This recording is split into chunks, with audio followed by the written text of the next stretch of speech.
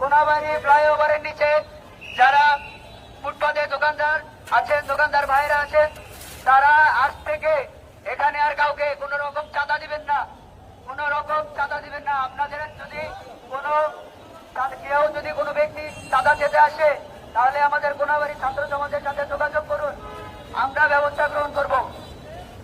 এই ছাত্রদের স্পিরিট দেখে আমি অভিভূত হয়ে যাচ্ছি।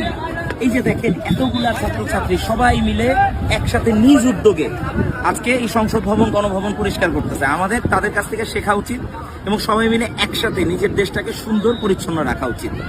তো আমরা সবাই যার যার জায়গা থেকে নিজের দেশটাকে সুন্দর রাখার চেষ্টা করি। স্বাধীন বাংলাদেশ হোক অনেক বেশি সুন্দর, অনেক বেশি পরিচ্ছন্ন।